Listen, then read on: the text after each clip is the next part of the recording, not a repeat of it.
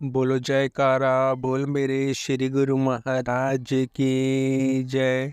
संत सूरदास जी का मनुष्य के प्रति सदुपदेश। आम संसारी मनुष्य को अपने शरीर के साथ बड़ा स्नेह है, बड़ी आसक्ति है, क्योंकि वह अज्ञानवश ये समझता है कि उसका ये शरीर सदा रहने वाला है। ये समझकर वह सदा इसे खिला पिलाकर हष्ट पुष्ट करने और सजारने संवारने में लगा रहता है। वह इस बात को भूला हुआ है कि उसका शरीर दिन प्रतिदिन क्षीण एवं जर्जर होता जा रहा है। संत सूरदास जी कथन करते हैं कि हमें तो स्पष्ट रूप से ही ये दिखाई दे रहा है कि मनुष्य का शरीर दिन प्रतिदिन विनाश की ओर अग्रसर है। एक दिन अचानक ही काल मनुष्य को आकर धड़ दबाएगा और उसे पटक कर उसका ये शरीर, जिसे देखकर वह मन ही मन फूला नहीं समाता, धूल में मिला देगा। ये एक यथार्थ है। इस अटल सत्य को हृदय में धारण करके ऐ मनुष्य, तू परमात्मा के साथ नए लगा, उन्हीं के साथ अपने चित्त का संबंध जोड़।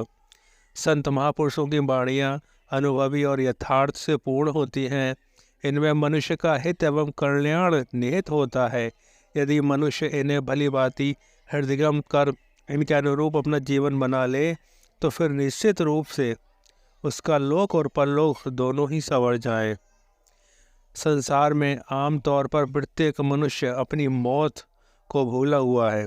चाहे कहने को संसारी लोग प्रातः ये बात कह देते हैं कि जीवन का क्या भरोसा है, किंतु इसी बात को कह देना और बात है तथा उसे दिल से मानना और बात है।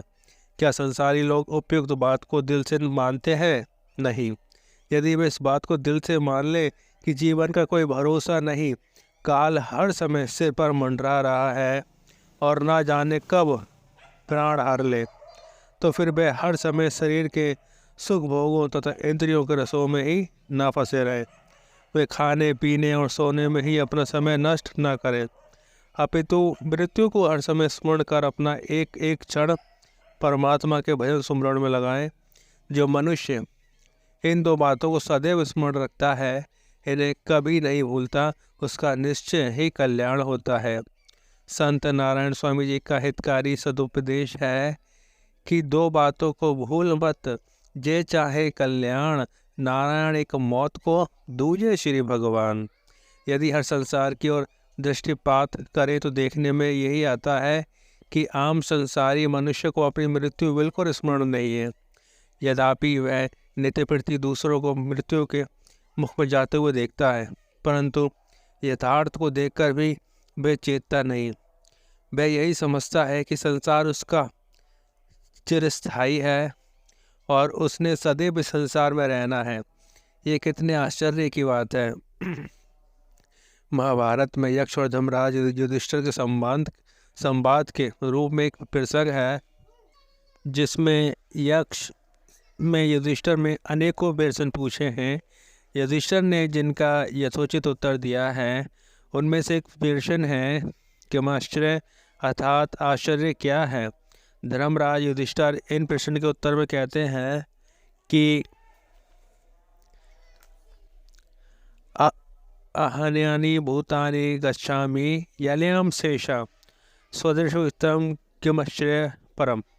अर्थ, संसार में प्राणी दिन रात यमलोक को जा रहे हैं, परंतु जो बचे हुए हैं वे सर्वदा जीते रहने की इच्छा करते हैं। इसमें बढ़कर आश्चर्य और क्या होगा। आदि शंकराचार्य जी भी इस विषय में कथन करते हैं कि दिन रात सांझ सवेरे शीत एवं बसंत आते और जाते हैं। काल किरणा करता है, आयु व्यतीत होती जाती है, तो भी संसारी मनुष्य को सदैव जीवित रहने की आशा है।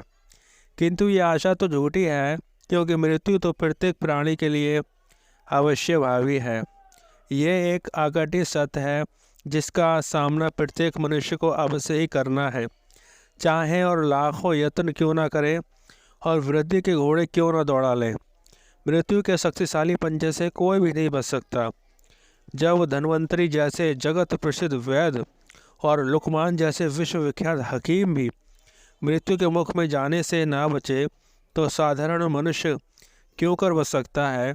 इसलिए शरीर की नाश्वरता को भूलकर हर समय इसी को खिला पिलाकर हष्ट पुष्ट करने, सजाने संवारने तथा इसी का ध्यान रखने में ही जीवन के स्वर्णिम समय को लगा देना कदापि उचित नहीं है। शरीर का ध्यान रखना है, इसे खिला पिलाकर स्वस्थ भी रखना है, इसमें कोई संदेह नहीं है, परंतु हर समय शरीर में ही नहीं फंसे रहना, अपितु इससे अपना वास्तविक काम भी लेना है।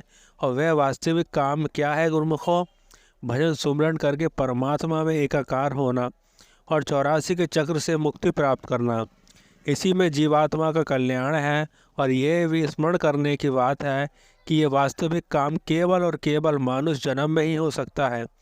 इसलिए इससे पहले कि मृत्यु आ दबोचे, मनुष्य को भजन सुमरण करके परमात्मा की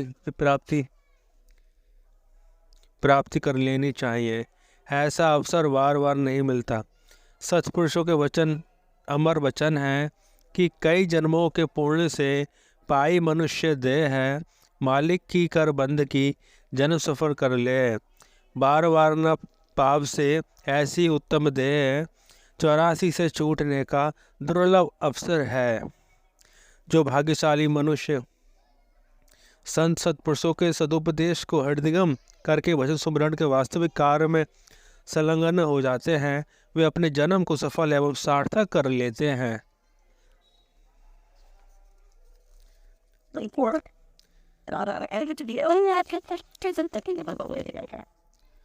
बोलो जयकारा बोल मेरे श्री गुरु महाराज की जय।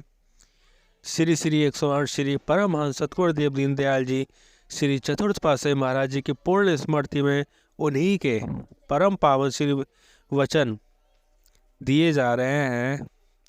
प्रत्येक मानव प्राणी में एक चेतन सत्ता अथवा शक्ति प्राकृतिक रूप से विद्यमान है, जिसमें अलौकिक तथा दिव्य प्रभाव में उसका धारण करने वाला मनुष्य प्रायः स्वयं अनभिज्ञ है। वह चेतन शक्ति प्रकाश रूप, आनंद रूप तथा शांति स्वरूपा है, क्योंकि वह सत्य चित्त आनंद में सत्ता है। किंतु उस पर माया मोह तथा अज्ञान के स्थूल आवरण इतने घने चढ़ गए हैं कि वह चेतन शक्ति उन आवरणों में दबकर रह गई है, जिसके कारण अपनों में प्रकाश सुख तथा आनंद का दिव्य स्रोत धारण करने वाला मानव सुख शांति तथा आनंद से वंचित दिखाई देता है और प्रतिपल कलेश तथा कल्पना आदि का शिकार बना हुआ है।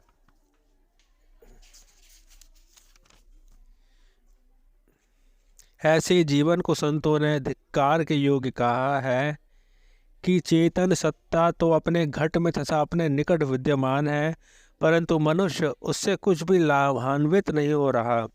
संत तुलसीदास जी कहते हैं कि ऐसा प्रतीत होता है मानो संसार मोतियाबिंद के रोग में ग्रसित है। जिस प्रकार मोतियाबिंद के रोगों को अपने निकट भी वस्तुएं भी नहीं दिखाई देती, वैसे ही आमतौर पर जगत के प्राणियों की दशा है कि घट ही में मालिक की ज्योति तथा प्रकाश रखते हुए उसे देख नहीं सकते। संत पुरुषों का कथन है कि ये भी चेतन शक्ति है, जिसमें महिमा वेद शास्त्र पुराण भी नेति नेति कहकर गाते हैं।